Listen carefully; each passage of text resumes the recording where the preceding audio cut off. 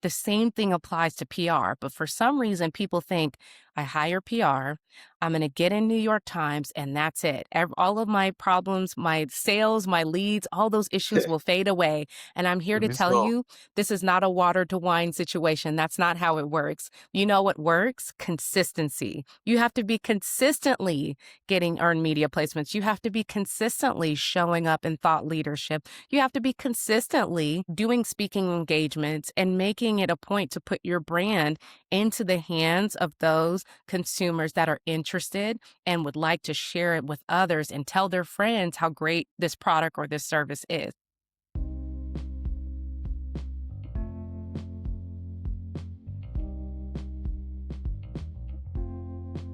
welcome everyone. We are live and colored today with Brandi Sims, the founder of Brandinc PR, a full-service PR agency based in Austin. Brandi's agency is a strategic public relations and marketing firm focused on helping brands clarify their voice, build credibility, and turn visibility into real business momentum. And I'm really happy to have her on the show today. Welcome. Thank you for having me, Kwame. I'm excited to have this conversation. Can you tell us a bit about yourself and what you do? Of course, I'm happy to. Well, of course, my name is Brandi Sims, and I am the founder and CEO of Brandinc PR. I am a veteran in the PR industry. I've worked in this space for over 15 years. When I started with banks and nonprofits, and then slowly over the years, as I, went through the whole thing that is life, got married, had children, I pivoted within my career into beauty and the luxury space. From that point, I added more industries into I call it the toolkit of knowledge and awareness of different industries in the communication space, and started working in the entertainment and sports space, which I would say would be the last 7 to 8 years. But that being said, I've had the opportunity to work on national campaigns as well as local and regional. I've worked with brands all over the country as well as internationally. I've been able to build a successful PR agency starting in Oklahoma and expanding into our Austin office, which is now going to be our headquarters location, just so that we can best serve the entertainment and sports space that we currently occupy. And also have had the pleasure of hosting dozens of students across the country, and allowing them to learn more about the communication space through our remote internship program, which will be on its 6th year this year. Super, super excited to be having our next cohort of students that will be a part of this. Yes, going through all of these things, all of these experiences from career to entrepreneurship and now teaching and working with students within this capacity, it's been an incredible ride. It's been an incredible journey. And I'm just looking forward to our next chapter in Brandinc PR, as well as for myself, professionally speaking. Wow. You have a lot of experience in the field and you've done a lot of things. Wow. Yes, thank you. Thank Everybody you. wants to be Brandi Sims. Yes, yes. Well, I appreciate it. It was never easy. Like I said before, when I got started, I worked with nonprofits, banks. The nonprofit side didn't always have much of a budget to work with. So from that point, when I got started, I really learned how important it was to be scrappy and resourceful and finding opportunities where there may not be opportunities. So cut to 15 years later, I still find myself getting into a scrappy mode when I'm working with clients that come to me and they say, "Hey, Brandi, I having trouble with my image," or "I'm having trouble getting any type of media coverage or interest on podcasts or online platforms. What can I do to help improve my brand?" And when I see the overall outlook of what they're producing, I immediately go into that mind frame of, okay, we have an unknown that wants to be known, also has a limited budget because, we don't see or we don't know the return on investment just yet because, we're new to them, not new to the industry, but we're new to them. And so I find myself getting scrappy in that I'm getting right into the nitty gritty. How can we find these opportunities for this relatively unknown brand and give them that return on investment that they're looking for so that they can see the value that PR and communications has when you have a strategy behind it? Wow. With over 15 years in the PR and marketing space, that means you've seen a lot of change. What was the defining moment that inspired you to find Branding PR in 2020? And how was the agency's growth into areas like the tech space shaped your vision for the firm? Absolutely, absolutely. Well, there were several things that happened. For one, I started branding PR on a whim. I had just left my 9 to 5 working in a corporate space, very undervalued, very undercompensated. And I just thought, hey, why not try this entrepreneurship thing out? I had several colleagues at that point that had started their own agency or consultancy firms. And I thought, hey, if they can do it, surely I can, considering how much success that I've had, how many campaigns at that point that I had that I could attribute to successful campaigns. Let me see if I can do this on my own and skip the middleman. And so from that point, that's where Branding PR was born through grit, determination, and perseverance, as well as the need for consistent strategic media communications that I wasn't seeing in other areas. One thing that I learned before leaving my corporate role was that there was so much confusion about what PR really was about and what it actually offers to companies. Many of the companies that I had worked with in that corporate space and brands that I had worked with in the corporate space, they had an inkling of what PR and comms was, but they didn't understand the breadth of what it could do and what it could be for them. They looked at PR and comms like, unfortunately, some businesses even today still look at it as, oh, you're just taking pictures, or oh, you're just posting on social media. Well, PR goes a little bit further than that. It's about word of mouth. And word of mouth can be in the form of getting those media interviews, or it could be in the form of speaking engagements, or it could be events, it could be activities, things that are generating buzz without you having to say, this is us doing, or this is us creating this. It's all about word of mouth. So with that, I took that concept and that problem that I found with many businesses that I was working with, and I applied that into branding PR. How can we be the source of a solution for businesses that understand PR, I guess, at the surface level, but don't truly understand the breadth of what it could do and what it could be if they practice it successfully and had real strategy and real tactics behind it? So one of the first clients that we worked with was, it was actually a politician in Oklahoma. He was an incredible, incredible politician to work with, but he had trouble with his messaging and his imagery. So we created an entire strategic comms campaign around him, not only his political campaign, but also just him as an individual, so that people could see him beyond just a politician, but actually see him as someone that was really invested in the community and wanted to help. From that point, we were able to not only win his election, but he was able to win by almost a 3,000 plus margin, which is almost unheard of in many political situations. So he had an incredible win. And of course, he's an incredible individual, but he often credits us as being the reason that he was able to win at such a high volume the way that he did.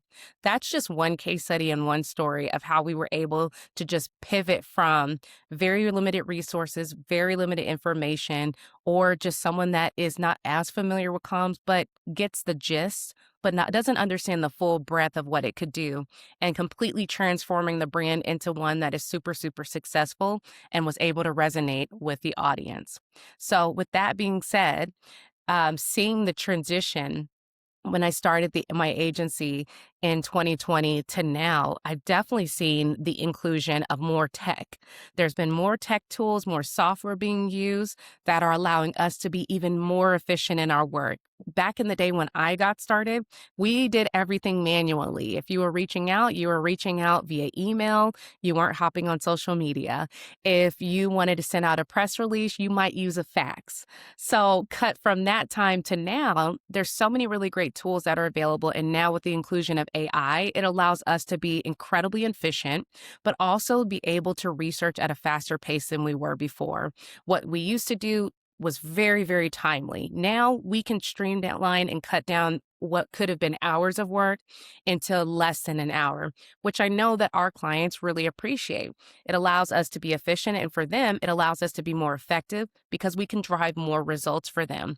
That was one of the biggest things that I saw in the transition over the last couple of years in PR and comms, and certainly something that I did note and paid attention to and made sure that our team was not only equipped with those same tools that larger agencies had, but also knew how to use it.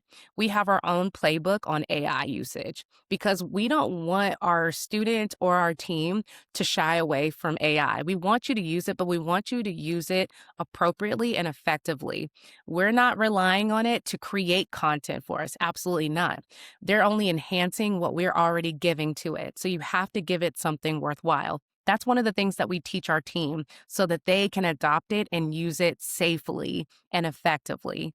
So definitely, it was one of the tech piece, I think, was the biggest thing. And then, of course, transitioning our offices into Austin, Texas, where it is now considered the new Silicon Valley. I think that that was also kind of a pivot point for us to get more tech clients. Naturally, when you're in a tech area, you're going to get more tech people reaching out and saying, "Hey, Yeah. I saw what you did for this brand. What can you do for us?" So naturally, that's kind of where that transition happened from just entertainment, sports, lifestyle, and into more of the tech space with some overlap in between. Wow. Wow, this is a great achievement for branding PR so far. And looking at what you said, you didn't build branding PR as just a traditional PR show. I I can see there is a clear emphasis on strategy positioning and long-term brand equity. When did it really click for you that PR on its own wasn't enough, that it needed to work hand in hand with marketing to actually drive sustainable growth? That's a great question. I think the pivot point for me and for our team was absolutely the amount of responses that we were getting from traditional media. In 2020, it was the pandemic. There was a lot of transition from in person to online, which you would have hoped that it would be an increase in the request for media. That didn't happen. So with that, we had to actually pivot very quickly in what we were offering our clients that were interested in working with us. Because one, we couldn't do events because none of the events were in person anymore. You couldn't have those in person. So it had to either be a hybrid or it had to be a virtual event. That was one pain point that we had to figure out and create strategy behind. The second was that there were massive layoffs starting in 2020 in media where it contributed to the lack of responses that we were receiving. So, of those media that could respond, there were very far and few in between.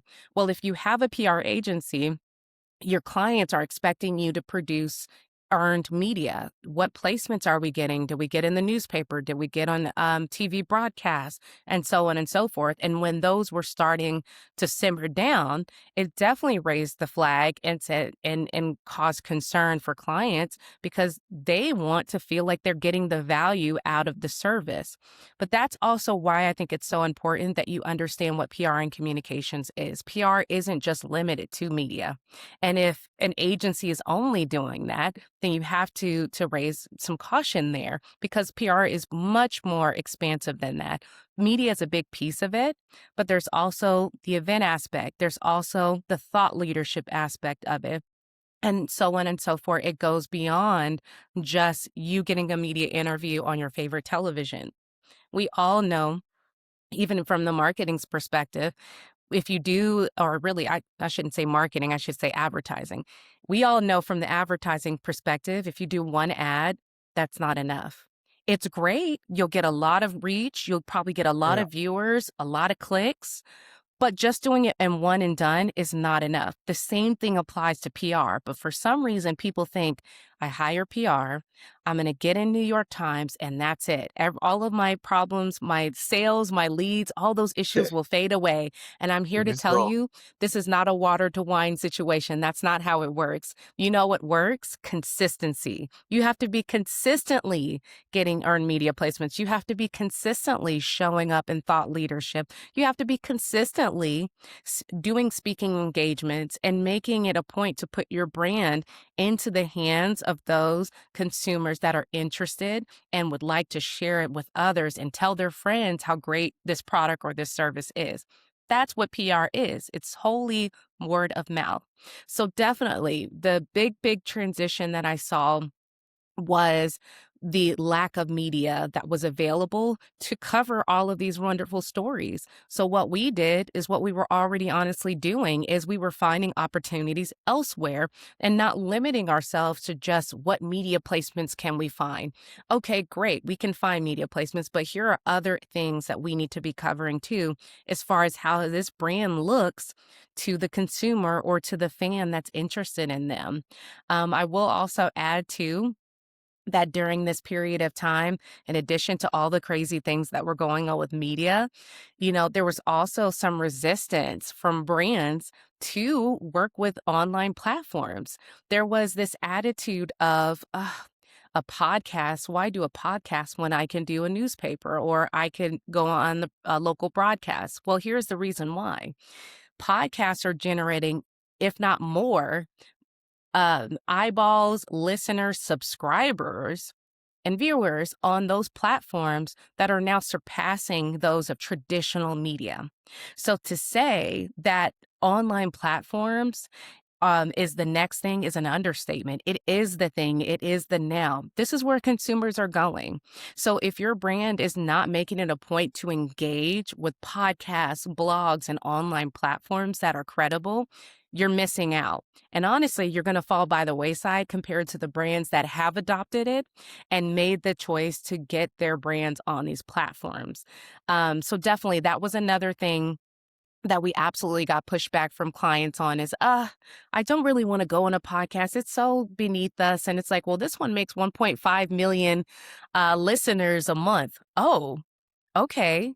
Well, when are they booking? I was like, oh, yeah, now the attitude is different. So definitely there was some resistance there. But once I shared the numbers, the attitude quickly changed to, ooh, Yeah. how can we get on more of these online platforms? So they overlook podcast platforms that have less views. But then when they Hmm. realize that, oh, there is a certain friction here, let me tap into it. And then they will believe that revenue can grow Yes. from there. Oh, absolutely. And then also, not to knock those platforms that don't have a lot of followers or views, there are the ones that are fairly new to the game. Those are different. Those ones are still building, they're still growing. But of those that have maybe hundreds or a couple thousand, those are still good platforms to be on too, because here's why. SEO and GEO, now GEO. All right. So generative, I want to say optimization now, right? So on AI tools that help to search, these are the platforms that are going to pop whenever brands are sought after or just kind of fact checked, right? When they're looking up different products, they're going to be pulling those interviews. They're going to be pulling those blogs. Medium is a really big one that is heavily sourced into these GEO platforms. So definitely, whenever you're using and really when you're engaging with these types of interviews, there's still opportunity into it too.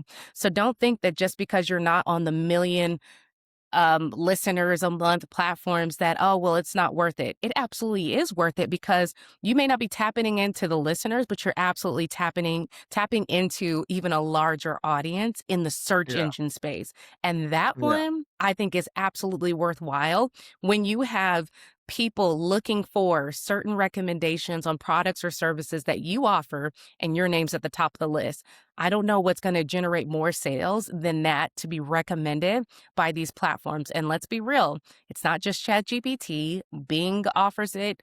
I believe Google has it too, where you search something automatically. Now it's starting to populate the AI search of here's just kind of what we suggest and recommend. again, if you want to be that one that pops up at the top of that search engine, then you absolutely need to be making sure that you're investing time with some of these other platforms. Just because you have a big following and just because you have big numbers, it doesn't always end up the way that you want it to. Check out some of the other platforms too that can absolutely leverage your brand. Wow. And what's interesting is a lot of brands still treat PR and marketing like separate teams when with different goals. And Yes. most of the time, too, when they are not aligned, it's easy for the story to get watered down or even contradict itself. I have seen campaigns where the press is saying one thing and the ads are also telling a different story, and the Yes. confusion kills momentum. From what you've seen, where does that disconnect usually start, and what does it cost brand when those two functions aren't aligned? Goodness. I've had this happen several times. It creates the disconnect, but the disconnect really starts with how this strategic plan for communications is a part of the foundation of the business. Oftentimes, I'll find that when I ask brands that we're prospecting or considering to take on a client, what is your strategic plan for communications? Their response is, oh, we needed to have that too. Yes, you do. You have to have a clear plan of how you want to communicate with your consumer and your audience. From that point, you have to have a clear team of who's going to be involved in the processes whenever a crisis arises or an issue arises, who's going to tackle that one on? So oftentimes the disconnect starts from the very beginning, the foundational things that every business should have. When you're building out your business plan, there's a portion on marketing, but there should also be a portion on communications. How are you going to be communicating to your person? How are you going to communicate internally, but also how you're going to communicate externally? Then from that point, once you actually have that strategic plan, when a crisis does arise, you do have a blueprint of, okay, this is the next steps that I need to take to ensure that our brand is protected. I've worked with companies where they've had a strategic plan, but they haven't really, how do I put it? They haven't done a really good job of incorporating others into the plan. With communications, I think it's important to reference this that communication is really truly an umbrella for an organization. You have operations, communications should be right up there with it. Why? Because it encompasses every area of the organization and not just one specific area. Oftentimes, communications gets kind of pigeonholed into marketing. Okay, you guys just do the fun stuff, the social media, the videos, the TikTok dances. Like, you guys are the fun department. Not saying that we're not fun. We do have our fun moments, but as a whole, we're communicating on behalf of the brand. So it's going to be the fun stuff, but it's also going to be the not so fun stuff when you have a crisis situation like a CEO quitting midday or a product getting recalled. Those are real issues that have to be addressed and communicated in a very, very sensitive manner in order to reach the right audience as well as communicate with the media so that they share as well.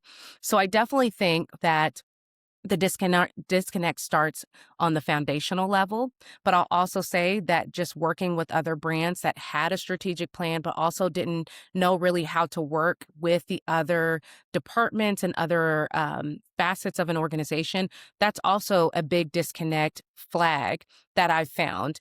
And oftentimes, what I would recommend is one, let's go back to that strategic plan, see how we're incorporating these departments and making sure that everyone is in the loop as far as how we communicate this. So, so important to be proactive in these situations rather than reactive. I'm trying to think of a scenario where this has kind of been an issue. Oh, I've got one almost immediately. So, we were Let's working go. with this restaurant that had received some negative reviews and actually had someone actively blasting them online to the point that they purchased an article in a local newspaper just bashing the company. So we were tasked with basically creating a crisis comms packet to respond to the criticism. In addition to that, working closely with the lawyer. Well, the lawyer with this team was very clear on this is what we need to say, this is what we're going to do legality wise, and that's how we should push it forward. The language was very I would say lawyer language. It was very cut and dry, very black and white, definitely no room for interpretation. But certainly not something that would be easily picked up or something that would resonate with the person that we're trying to communicate with. So, what we did is we took that information from the lawyer. We put our own spin to it and honestly kind of revamped it in and of itself to where it could communicate properly that we had received the information, the bad review, the article, and all of that good stuff, and how we were addressing next steps. We give an action plan and we address that within the statements. One of my most important things whenever we're putting things together, and what I suggest for any brand that's dealing with something like this, from the beginning, you got to acknowledge. We are acknowledging that this has happened and we're assessing and we're dealing with it. The second thing, we're sharing our action plan. What's our next steps? What are we going to do now that we have this information? And then we also make it a point in our statements to do a follow up. This is when you can expect a response from our brand and what you should expect to see so that people understand that we're on top of this. We are fully communicating with you and we're addressing this. Shortly thereafter, we put out this statement. The company, or really the person that put out the article and the hit piece, actually retracted it and said that they had made it up. So, with that being said, of course, we updated our statement, but it was kind of one of those moments that I'm glad that we got involved and didn't allow the lawyer to just put out a statement and it be that, because it would have come across as we were admitting guilt or that we simply weren't connecting with our consumers and how we address things. It just came across that we didn't care. And we wanted to show people that our brand does care about this issue. And we're going to check out the validity of it and make sure we do our due diligence so that people know that we're here for them and then go from there. But that was kind of one of those instances and aha moments for the brand, in that there is a way to communicate to a consumer and there's a way not to. Sometimes the legal jargon isn't the best way if you're wanting to really, truly engage with people, because at the end of the day, the person that you're talking to is a regular person like you and I. So you have to communicate Yeah. with them at their level, not with large, fancy words and not with legal terms that they're not going to understand. And it's going to come across as if, you don't really care. And that's it. Well, foundations are really important and are actually the basic building blocks of everything. So I think if a brand wants to put their how will I put it? Their story out there, the foundations of how they want to communicate it to their audience should be really clear. And on your side, you emphasize helping brands own their narrative rather than just chasing coverage. What has been the most effective in getting clients to internalize this idea that credibility and consistency matter just as much as reach or impressions? Yes, yes. So I believe not only with our mission and values, but also right out the gate when we're working with prospects, we make it very clear that this goes beyond just the reach. We want to build credibility. So we ask that our clients or prospect clients provide sources, information, research about their products, about their brand that are verifiable. Because at the end of the day, we can put a great communications package together, but if the product isn't where it needs to be, it's not going to resonate. So anytime that we have a new brand that we're working with, we make sure to address all of those things right out the gate. That's how we maintain that level of consistency, but also emphasize in the beginning that we're looking for credibility. We're not just looking for numbers, because numbers are limited. And then honestly, if you want to take it a step further, some of those numbers are really reflected towards larger brands. It's very, very, I won't say easy, but it is easier to have a celebrity be featured in a publication than it is an unknown brand or a smaller brand. Celebrity has its own natural draw, and folks will gravitate and join that very, very quickly. With a fairly new brand or a brand that isn't attached to celebrity or entertainment, it's a little bit harder. You have to actually have a story that's relevant to the media outlet for them to consider coverage. So that's where the numbers thing is such an important thing to emphasize, that that's not the most important thing. The important thing is that we're building credibility for you. So we tried to find these earned media placement opportunities, not only from the local and regional level, but we build up to the national level to get the brand where they need to be in terms of building their image and really showcasing what they have to offer. So it's something that we discuss right in the beginning, and we make it very clear that there's so much more to PR than just the numbers. It's about building credibility. People have to see you and they have to experience you more than one time for them to make that decision that this is a brand that they want to purchase with and they want to support. And that's what we build with our brands. I really respect that stance. And I've also noticed some brands equate success with just being seen. And Yes. they always do not consider the fact that what are they actually being known for? And that Yes. gap between visibility and identity can cause confusion fast, especially as they scale. Have you ever had to help a client shift from a coverage first mindset? And if so, what kind of turning point usually helps them get it? Yes, yes. I definitely say from a recent client we've had, there were a zoo and they were interested in more media placements. Well, for us, we looked at it like, okay, media placements are great, but we want to find more. We want to find more opportunities where you can really showcase and highlight thought leadership. So what we did, because of course it was a lot of pushback, oh, well, we want more placements. And so what we had to do is actually present it to them. This is what it looks like when you think of thought leadership. These are speaking engagement. These are trade publications. These are other areas that we should be considering and including as part of our strategy because it's going to offer a ton of growth.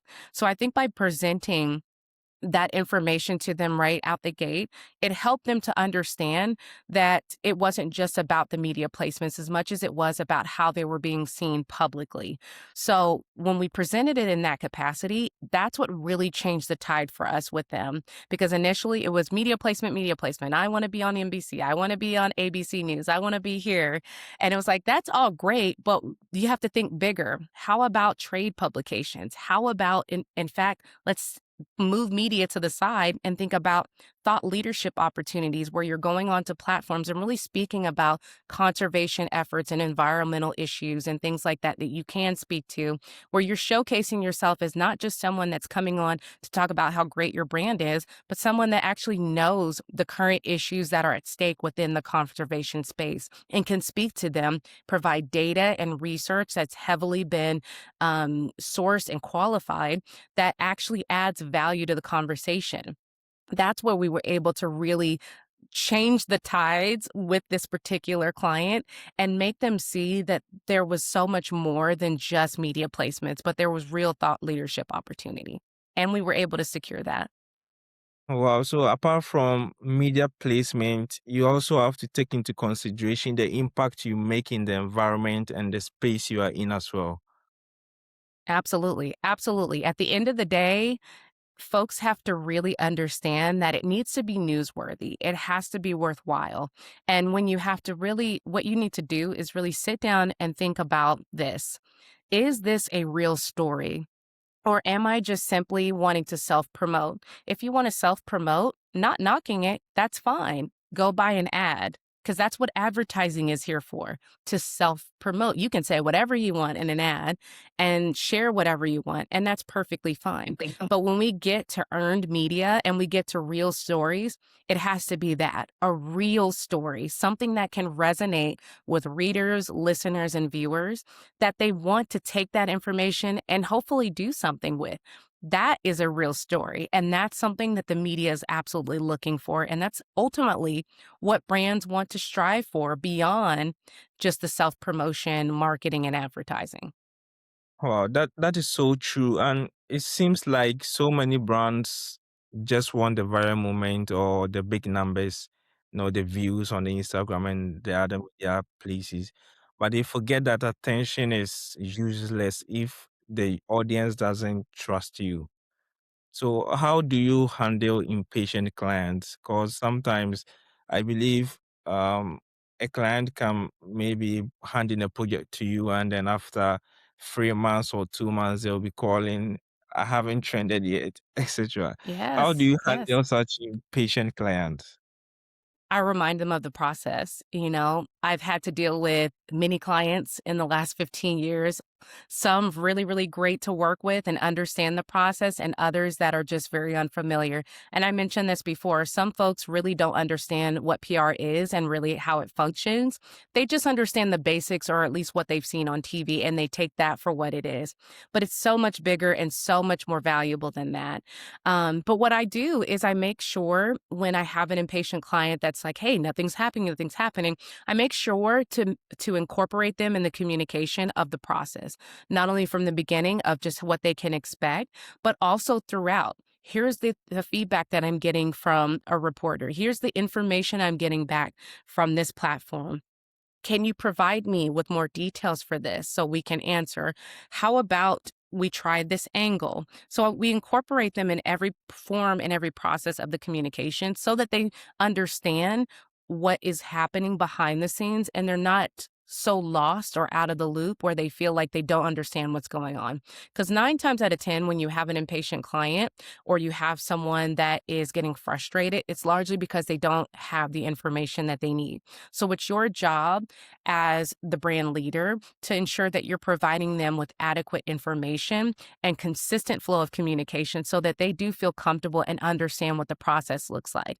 On average, most media placement can take easily anywhere between 2 to 3 months. And that's just ones that are you already have a warm lead or warm relationship with them. That's being realistic. This idea that they're going to respond back to you in the first day is insane because even back then it wasn't like that. So I think sharing those realistic expectations from the beginning, I think it helps them a lot, especially when they're impatient like that. Wow, wow. I came across a certain news I read a few weeks ago about Rapid Robotics, which is a startup offering simple, ready to use factory robots. So instead of just running ads, they told a clear story about solving real labor problems. And they made sure the story showed up everywhere. Their PR team got them into major outlets like TechCrunch and Forbes. And while their marketing team ran smart ads to back it up, the combo helped them grow faster. So after that, press gave them credibility and marketing gave them reach. When you think about early stage growth, how important is it for a brand to tell one strong story across both PR and marketing? And what's the risk when that message gets split?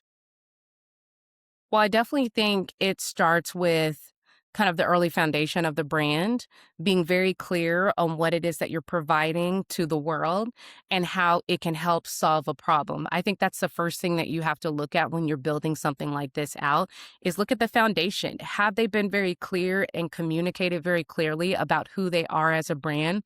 If the answer is yes, okay, do we have any disconnect with our audience? And then so on and so forth. You ask these assessing questions to determine just where they are at and where they fall within the industry.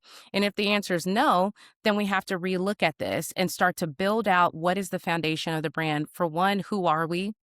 Who is our products and services for? How does it help to solve that problem for them? And also, how do we connect with them? What is the proper platforms to connect with that audience? Is it social media or is it through emails and newsletters? Is it, communicating through podcast platforms or is it communicating through radio?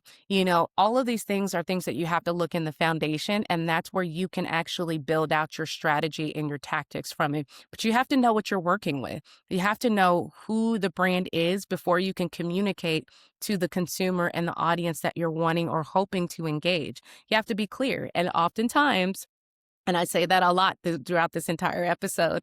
Oftentimes brands think that they're clearly communicating who they are, but then we'll do an audit on their accounts. And it's like, you have so many different fonts that you're using. You have different colors that you're using. There's no consistency in the messaging. You help with this, but you help with this, but they don't really melt or work together.